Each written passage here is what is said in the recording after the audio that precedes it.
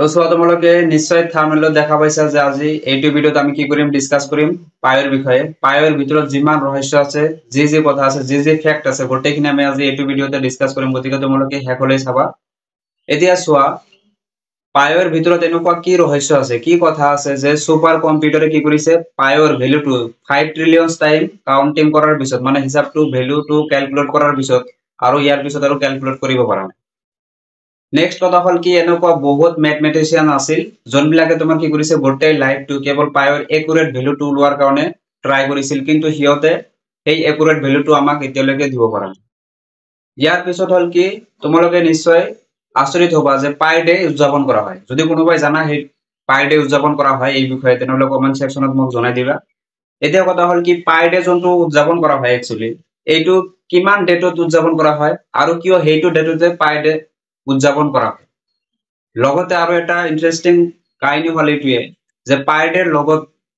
greatest scientist sir Albert Einstein আৰু Stephen হকিংৰ মাজত কি সম্পৰ্ক আছে এনেকুৱা যিমান ফ্যাক্ট আছে এই গোটেইখিনি আমি এইটো ভিডিওতে ডিসকাস কৰিম পাই কি কেনেকৈ কোড কি দৰে ব্যৱহাৰ হয় পাই আমি কোড ইউজ কৰিম পাইৰ ফৰ্মুলা কি হ'ব এভৰিথিং আমি কি কৰিম এইটো ভিডিওতে ডিসকাস কৰিম এতিয়া চোৱা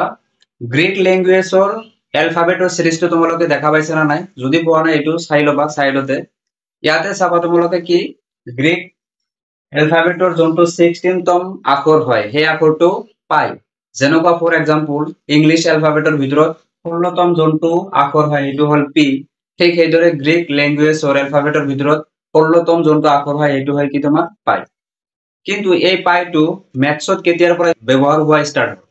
এইটোৰ বিষয়ে আমি জানিবলৈ হলে আমি যাব লাগিব কি 35 বিসি তো সোয়া আমি 35 বিসি তে আহি গলো এতিয়া কথা হল তোমালোকে নিশ্চয় জানা যে যত একচুয়ালি প্রবলেম হয় যত প্রবলেম আহে তাত তোমাৰ কি হয় সলিউশনৰো আহে মানে সলিউশন আমি পাও ফৰ এক্সাম্পল দূৰৰ মানুহৰ লগত কথা কোৱাৰ কাৰণে সায়েন্টিস্ট বিলাকে কি কৰিছিল ফোন আৱিষ্কাৰ কৰিছে সেম গৰম মানুহক মানে কি গৰম ফিল কৰাৰ কাৰণে আজিকালি তো তোমালোকে জানা টেম্পাৰেচাৰ যোনটো ইনক্ৰিজ হৈ আছে গতিকে এই গৰমৰ পৰা ৰক্ষা পোৱাৰ কাৰণে সায়েন্টিস্ট বিলাকে কি কৰিছে এয়াৰ কন্ডিশনাৰ আৱিষ্কাৰ কৰিছে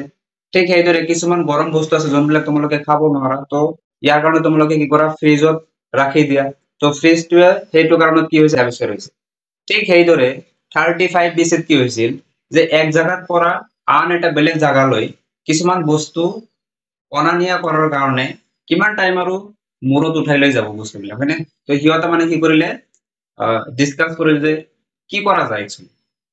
তেতিয়া হিয়তে কি কৰিছিল এটা চকাৰ আৱিষ্কাৰ কৰিছিল আৰু সেই চকাৰ জৰিয়তে এটা কি বনাইছিল গাড়ী বনাইছিল তুমি হাতেৰে মানে কি লৈ যাব পাৰা সেই গাড়ীৰ জৰিয়তে হিয়তে কি কৰিছিল এঠাইৰ পৰা বস্তু আন ঠাইলৈ কঢ়িয়াই লৈ গৈছিল কিন্তু প্ৰবলেমটো শেষ হোৱা নাছিল তো তোমাৰ চকা আছিল সেই চকাটো একুৰেট হোৱা নাছিল মানে সম্পূৰ্ণ গোলাকাৰ হোৱা নাছিল তো সম্পূৰ্ণ গোলাকাৰ নোহোৱাৰ কাৰণে কি প্ৰবলেম হল যোনবিলাক বস্তু সেই গাড়ীৰ মাজত উঠাইছিল সেই বস্তুবিলাক মানে কি ইফাল পৰি গল পৰি যাব ধৰিলে ডেষ্ট্ৰয় হ'ব ধৰিলে তো লোকসান হ'ব আৰম্ভ কৰিলে তাৰ লোকসান নহয় তাৰ কাৰণে হিয়তে কি কৰিলে যে নহয় একচুয়ালি চকাটোৰ এটা কি হ'ব লাগিব একুৰেট মেজাৰমেন্ট হ'ব লাগিব তো মেজাৰমেন্টটো হিয়তে লৈছিল এনেকুৱা যোনটো তোমাৰ চকা হ'ব সেই চকাটোৰ একচুয়ালি কি হ'ব লাগিব ডায়ামিটাৰ যোনটো আছে ডায়ামিটাৰটো কিমান ইউনিট হ'ব লাগিব 7 ইউনিট হ'ব লাগিব আৰু গোলাকাৰ তোমালোকে যোনটো আজ দেখা পাইছে ইয়াক কোৱা হয় কি সাৰকামফাৰেন্স মানে পৰিধি এই পৰিধিটোৰ ইউনিট হ'ব লাগিব 22 ইউনিট বুজি পাইছা যদি ডায়ামিটাৰটো তোমাৰ 7 ইউনিট হয় চকাটোৰ আৰু পৰিধি তোমাৰ যদি 22 ইউনিট হয় তেতিয়া হলে হেইটো এটা সম্পূৰ্ণ চকা হ'ব আদাৰৱাইজ চকা নহব ঠিক আছে ইয়াতে চাব পাৰা তোমালোকে যোনটো সাৰকামফাৰেন্স হয় গ্ৰীক ল্যাঙ্গুৱেজত ইয়াক কোৱা হয় কি পেৰিফেৰা ঠিক আছে পেৰিফেৰা বুলি কোৱা হয় আকৌ যোনটো পেৰিমিটাৰ আছে পেৰিমিটাৰক আকৌ গ্ৰীক ল্যাঙ্গুৱেজত কোৱা হয় কি পেৰিমেট্ৰছ এতিয়া চোৱা পেৰিফেৰা আৰু পেৰিমেট্ৰছ ওয়াৰ্ডৰ স্টাৰ্টিং লেটাৰ আমাৰ কি পাই তো হয়তো এই দুটা ওয়াৰ্ডৰ স্টাৰ্টিং লেটাৰটো লৈছে পাই ডেনোট কৰাৰ কাৰণে বুজি পাইছা ইয়াৰ পৰা তোমাৰ কি আহিছে পাইটো আহিছে এতিয়া আমি যেখিনি বস্তু পালো তো আমি এতিয়া ক'ব পাৰিম নিশ্চয় পাই মানে কি পাই হল একচুয়ালি কি বৃত্তৰ পৰিধি আৰু বৃত্তৰ ব্যাসৰ অনুপাত নিশ্চয় দেখা পাইছা এতিয়া হলে কি হ'ব C/D ইকুয়াল টু কি হ'ব তোমাৰ পাই এতিয়া ধ্যান দি চাবা ইয়াতে আমি একটা ফৰ্মুলা ক্ৰিয়েট কৰিম ফার্স্ট ফর্মুলা সার্কেলের হয়নে এতিয়া চাবা C/D ইকুয়াল টু তুমি পাই দেখা হৈ আছা ইয়াতে যোনটো D আছে D মানে কি ডায়ামিটার হয় আৰু তোমালোকে জানা কি ডায়ামিটাৰ কি হয় ব্যাসাৰ্ধ 2 গুণ হয় না যেটা d ইকুয়াল মানে কি হয় টুৱাইস হয় গতিকে এই d ঠাইত আমি কি লিখিব পাৰো টুৱাইস লিখিব পাৰো এতিয়া চোৱা c বাই কি হল টুৱাইস ইকুয়াল টু তোমাৰ পাই হৈ আছে তো তুমি কি কৰা ক্ৰস মাল্টিপল কৰি দিয়া তেতিয়াহলে c কি কৰিব পাইৰ তলত থকা 1 ৰ লগত মাল্টিপল হ'ব তো c * 1 মানে কি হ'ব c ইকুয়াল টু তোমাৰ কি হ'ব 2 r * কি হ'ব পাই তেতিয়াহলে তুমি ইয়াৰ পৰা কি পাবা 2 পাই r এতিয়া নিশ্চয় দেখা পাইছা কি এটা ফর্মুলা আমাৰ ক্লিয়াৰ হৈ গল বৃত্তৰ পৰিধিৰ ফর্মুলাটো কি হ'ব c ইকুয়াল টু 2 পাই r এটা তোমালোকৰ কাৰণে কি ফাৰ্স্ট ফর্মুলা হৈ গল তো তোমালোকে যদি ভিডিওটো ভাল লাগিছে নিশ্চয় সাবস্ক্রাইব কৰিবা লগতে ভিডিওটো কিন্তু শেয়াৰ কৰিব লাগিব 101% যিমান ষ্টুডেন্ট আছে প্ৰত্যেকজন ষ্টুডেন্টৰ যাতে পাইৰ বিষয়ে জানে আৰু তোমালোকৰ এইটো দায়িত্ব ভিডিওটো শেয়াৰ কৰা মোৰ যিখিনি মই কৰি দিছো এতিয়া চোৱা পাইৰ ভ্যালু তেনেহলে আমি কি পালো 22/7 পালো নিশ্চয় দেখা পাইছা এতিয়া কথা হল কি যে একচুয়ালি যোনটো আমি পাইৰ ভ্যালু ইউজ কৰো যোনটো তোমাৰ কি হয় পাই ইকুয়াল টু 22/7 বাট এইটো ভ্যালুটো টোটালি রং এটা তোমালোকে কবা এনে এটা বকবাস কৰি আছে বাট একচুয়ালি বকবাস নহয় তো মই কৈ আছো তোমালোকে জানা পাইৰ যোনটো একচুয়ালি ভ্যালু হয় সেই ভ্যালুটো তোমাৰ কি হয় একচুয়ালি নন টাৰ্মিনেটিং আৰু নন ৰিপিটিং বুজি পাইছা তাৰ মানে কি পাইৰ যোনটো দশমিক বিস্তৃতি হয় এটো হয় তোমাৰ অপৰিসমাপ্ত আৰু অপৌনঃপুনিক কেতিয়াও মানে কি এটো ৰিপিট নহয় এনে এটা ভ্যালু আহি থাকে বুজি পাইছা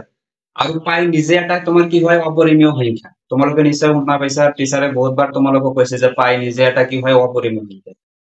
এতিয়া চোৱা 22/7 ক তুমি যদি কি কৰা ডিভাইড কৰি দিয়া হৰণ যদি কৰি দিয়া তেনেহলে তুমি মানটো পাবা এনেকুৱা 3.142857 চোৱা 3.142857 বাৰে বাৰে ৰিপিট হৈ আছে হয়নে যোনটো একচুয়ালি মানে কি হয় ৰং হয় তাৰ মানে আমি যিমান অংক কৰি আছো পাই ইকুয়াল টু 22/7 ধৰি যেনেকুৱা বৃত্তৰ পৰিধি বৃত্তৰ কালি এইবিলাক ওলাই আছো যে আমি এই গোটেইখিনি একচুয়ালি ৰং হৈ আছে তথাপি টিচাৰে কিয় আমাক নম্বৰ দি আছে এতিয়া চোৱা যেহেতু বহুত টাইম সিহঁতে মানে কি কৰিছিল সুপাৰ কম্পিউটাৰৰ জৰিয়তে মানে কি ভ্যালুটো ক্যালকুলেট কৰাৰ কাৰণে ট্ৰাই কৰিছিল যে এটা সময় যায় মানে কি পাইৰ ভ্যালুটো ৰিপিট হয় নেকি সাম কিন্তু 5 ট্ৰিলিয়ন টাইমস কাটিছিল ইয়াৰ পিছতো দেখা পাইছে কি ৰিপিট হোৱা নাই গতিকে এটো সুপাৰ কম্পিউটাৰে হাৰ মানিছে এতিয়া চোৱা পাইৰ ভ্যালুটো যেহেতু দুটা হয় একচুয়ালি মানে কি 22/7 ইকুয়াল টু তুমি কি পাবা 3.14285 আৰু যোনটো পাইৰ এক্সাক্ট ভ্যালু হয় এটো হয় কি তোমাৰ 3.14159 নিশ্চয় দেখা পাইছা তোমালোকে জানি আচৰিত হবা পাইৰ ডে একচুয়ালি কোনটো দিনত বনোৱা উদযাপন আমি কেতিয়া কৰো তো পাইৰ ডে উদযাপন কৰা হয় তোমাৰ পাইৰ ভ্যালুৰ পৰাই পাইৰ ডে উদযাপন কৰা হয় কেনেকৈ এতিয়া চোৱা পাই ইকুয়াল টু তোমাৰ কি হয় 3.14 দেখা পাইছা তো 3 মাহৰ কথা কৈছে 3 টো মানে কি 3 মাহ আৰু 14 হল কি তোমাৰ ডেট তাৰ মানে কি মাৰ্চৰ 14 তাৰিখত তোমাৰ কি কৰা হয় পাই ডে উদযাপন কৰা হয় ঠিক আছে আৰু ইয়াৰ লগত আৰু এটা ইন্টারেস্টিং বস্তু হেতু হল কি টাইমও তোমাক দি আছে টাইম এটা একুৰেট ফিক্স কৰা আছে যে ইমান টাইমতে পাই ডে উদযাপন কৰা হ'ব হেতু কৰ পৰা আহে পাইৰ ভ্যালুৰ পৰা পাই ইকুয়াল তোমাৰ কি হয় 3.14159 তাৰ মানে 1:59 তোমাৰ কি কৰা হয় পাই ডে উদযাপন কৰা হয় ইয়াতে আচৰিত কাহিনীটো হল এইটোৱে যে পাই ডে যোনদিনা তুমি উদযাপন কৰা সেই পাই ডেৰ দিনে মানে 14 মাৰ্চতে কি হৈছিল এলবাৰ্ট আইনষ্টাইনৰ জন্ম হৈছিল বহুতে আচৰিত কোইন্সিডেন্সৰ কথা এইটো লগতে তোমাৰ কি হয় ষ্টিফেন হকিং যিজন আছিল সেই সায়েন্টিস্ট জনৰ মানে কি হয় এই 14 মাৰ্চতে মানে কি হয় মৃত্যু হৈ যায় গতিকে এই তিনিটাৰ মাজতে কিবা নহয় কিবা তো এটা ৰহস্য আছে যদি তোমালোকে কব পাৰা নিশ্চয় কমেন্ট সেকশনত মোক জনাই দিবা কি ৰিলেশন হ'ব পাৰে কি ৰহস্য হ'ব পাৰে তোমালোকে কমেন্ট সেকশনত মোক জনাই দিবা